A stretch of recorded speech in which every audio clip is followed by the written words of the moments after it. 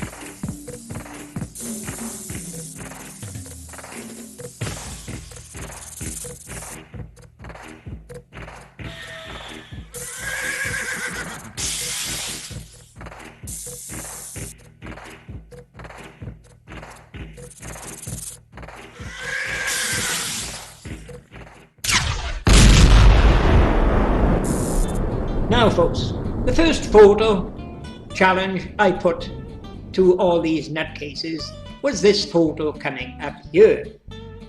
AS16-117-18825, and here it is, take a look at it. There you are folks, there it is, AS16-117-18825. Apollo 16 astronaut standing near the rover. Now, like I told them all in the start, the brilliant expat Taffy can find at least 10 errors in this photo telling us it is fake. Now folks, when you've got a genuine photo, like this one here taken in Thailand, apart from getting the light settings wrong, or the focusing wrong, or the level of the camera wrong, there will be no errors in the photo, be they contentious or deliberately inserted. There will be no errors in the photo, folks. Get that straight with a genuine camera. Now, folks, to stop these idiots picking and choosing what they want to comment on, the brilliant expat Taffy has now decided a different approach. What I'm going to do in this video is only concentrate on one type of clue. A type of clue so irrefutable, it can only be regarded as deliberate inserted whistleblowers' clues. And they can't make any clearer than if they grabbed Pop Robson's bunny ears, shook his head and say, "Hey, what's the matter with you, you stupid bloody idiot? I'm putting clues in you to tell you the photo is fake. I faked it on the Earth and not on the moon. What's the matter with you? Are all Englishmen as bloody stupid as you or what? That's going to be the approach in this video, folks. Okay, folks, now, before I get down to revealing what these irrefutable whistleblowers' clues are, let me remind you something I've mentioned to you in the past before. The reason expat Taffy is so brilliant at analysing these photos is I do not get stuck on one photo all the time. What I do, I study photos, front of it and back of it. Not just the one I'm studying in the middle, but some in front, some at the back, and I compare one with the other. Is there something in this that doesn't appear in that? Is there something in that doesn't appear in this? What similarities they've got and what differences they've got. Now, I got that from watching a John Wayne film a few years back. What it was, John Wayne was being pursued by a posse. He'd been shot. He was hurt. Riding out into the countryside, he spots this cabin. He rides to this cabin, gets to the cabin and falls off his horse. Out comes a lady out of the cabin. She helps him into the cabin, and she puts him on her bed. He's laying on his bed, he's unconscious. The next thing now, she hears the posse coming. She ran outside to greet the posse. The posse asks her, have you seen a rider coming along here? She said, no, nobody's been here. Okay, they all went off. She then goes in the hut again, and what do you know? There's John Wayne still unconscious on the bed, but he's got a different colour shirt on. Looks like they were just as dull in them days as Apollo. Okay, folks, take a look at this photo here now. AS16-117-18826.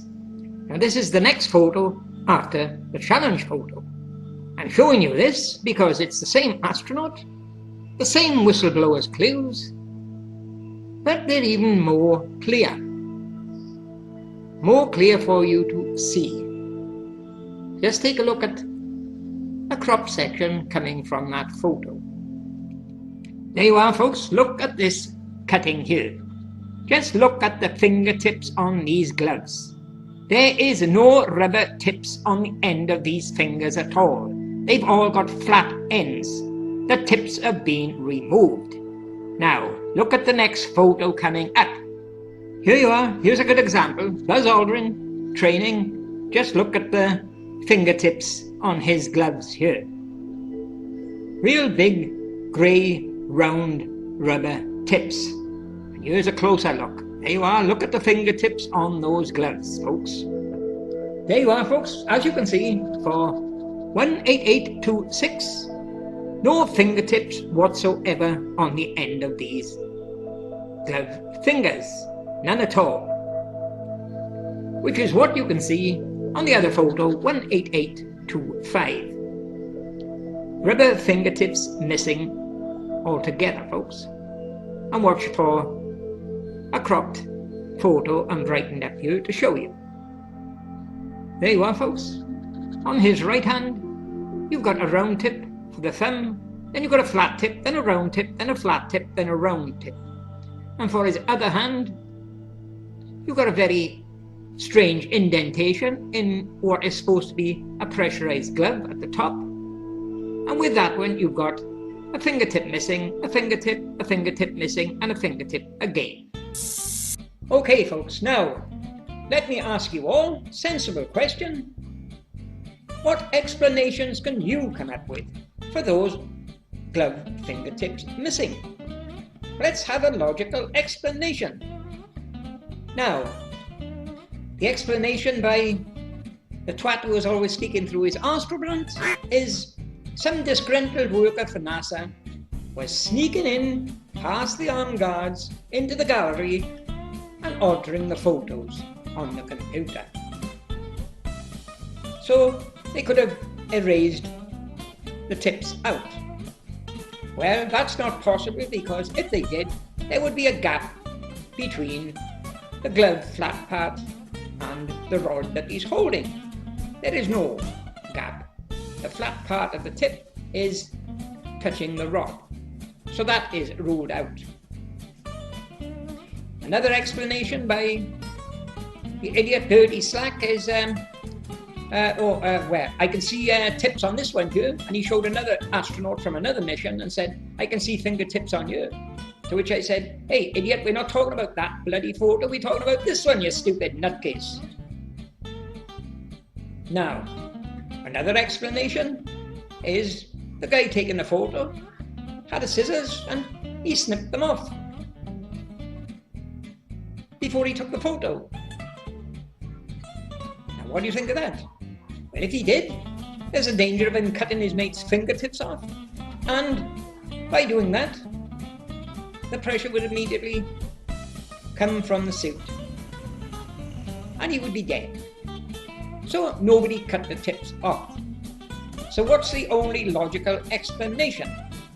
The only one I can think of is the guy was faking the photo, he took a pencil, and he pushed the tips up inside the finger, and then he took the photos, and he faked them. No trouble at all, showing no fingertips. Now, don't you think that's the only logical explanation? Now, what is he telling us by these fingertips missing? Well, what he's telling me is, one, to push the tip up inside, there can't be a human being's finger in that glove. So if there's no finger in there, there's no astronaut in there. So what we got you with that astronaut photo is a stuffed dummy. And another thing, if the tip is pushed up, as I just said, it also proves that the suit is not pressurized. The pressure inside is exactly the same as outside, which can only be on the Earth. It's not on the moon. Because if it was on the moon, it would go pop and come back out. So there's the whistleblowers telling us that photo is faked here on the Earth, not on the moon, and they've left the clues there to prove that it was faked on the Earth. Okay folks, that just about wraps it up for this one video, revealing a very, very serious anomaly, a whistleblower's clue in that photo telling us it is fake.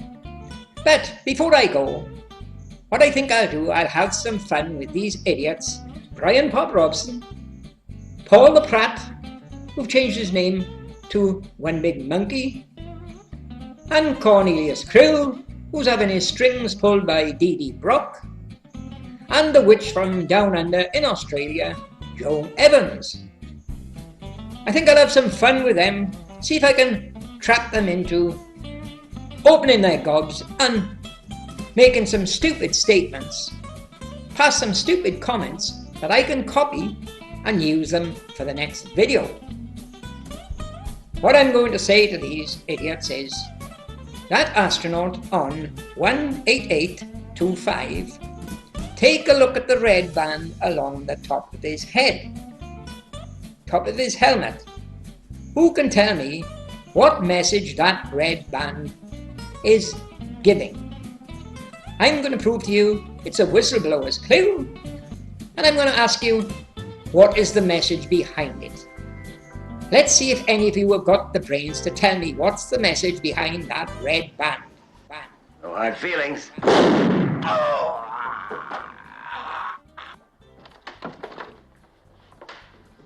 The hell there ain't.